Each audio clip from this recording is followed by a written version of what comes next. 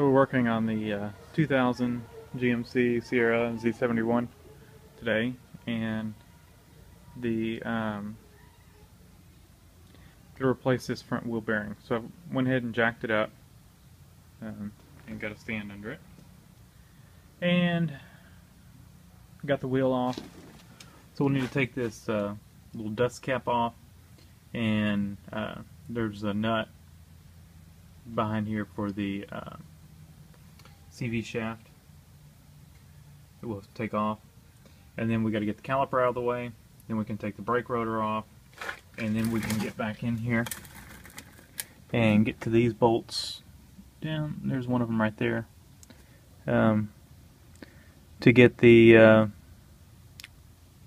the bearing hub off. So let's I'm gonna start by taking this off, cap off, then I'll take the nut off, and then I'm going to take the brake caliper out of the way, and I'm going to undo this little bolt here so I get a little more slack out of my brake line, so I can lay the caliper up on top of the A-arm so I don't have to undo the brake line.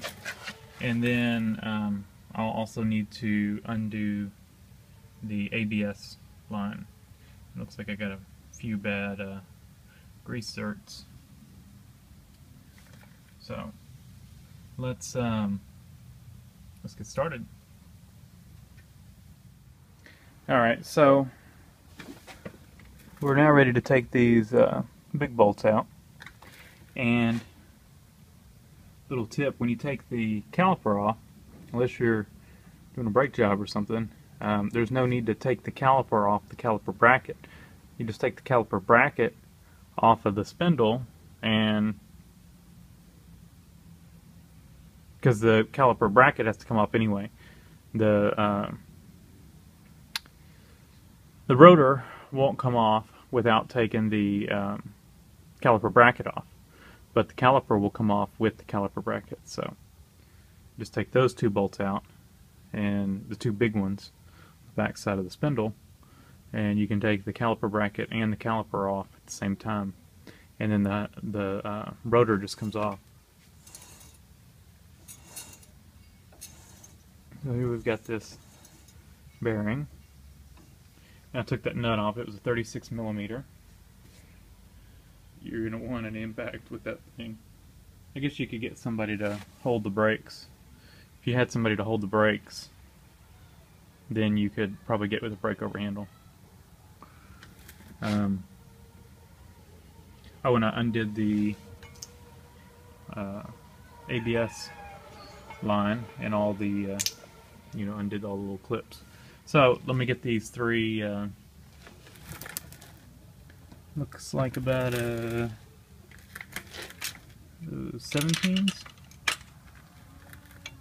15s, 15. So let me get those 15 millimeter out. Looks like there's 3 of them. I'm sure those are tight. Yeah, 3 15 millimeter bolts. Let me get those out. One of the things I didn't show was the clip for the ABS wire plugs in up here on top of the shock mount. You just undo it and undo the wire out of its little holder, and you can get it undone. And it's got a couple of these little clip holders. There's another one here on the A-frame, and of course that one that was bolted. So one of the nice things about not living in the rust belt, I got the bolts out, and you can see by just taking the bolts out, the hub's already coming undone. I haven't had to beat on it or anything. So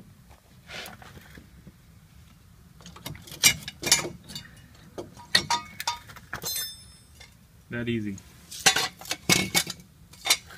Now I wonder what kind this one is.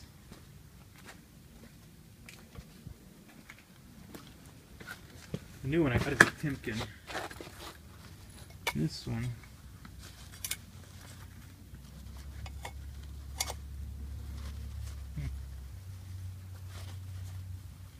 tell you, I don't think it's a Timken. Timken would have put their name on here, right here.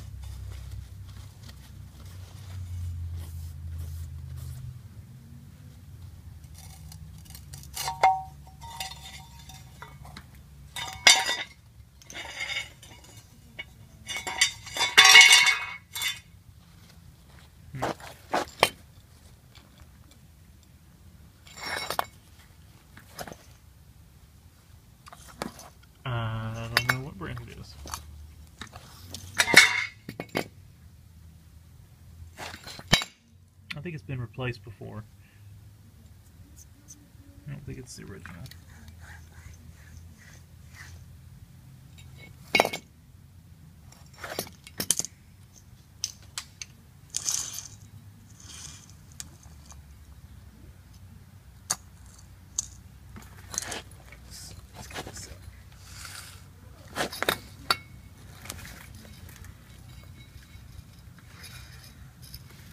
Here.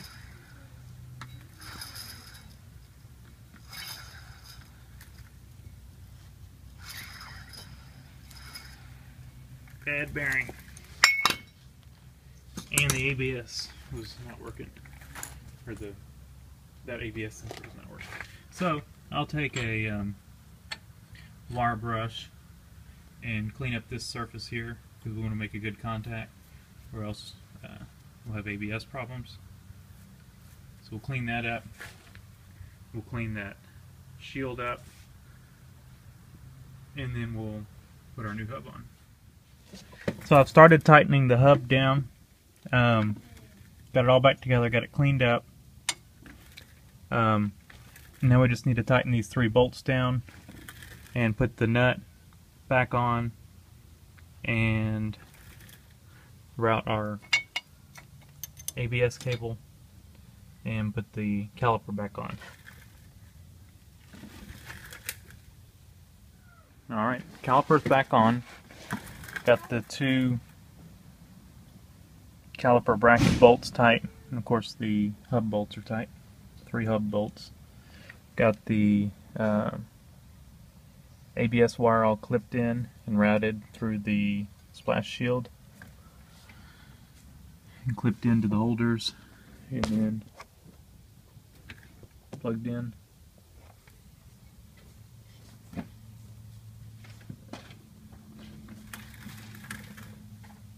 Got the CV joint nut tightened with the cap on, and we just got to put the wheel on. So I got the wheel on and I went for a short drive, and the ABS light went off. So I didn't have to clear the code or anything. See? No more ABS light. So, easy fix. Use my Hotel to pull ABS codes, and worked well. Told me right front wheel sensor, plus that bearing was making a noise.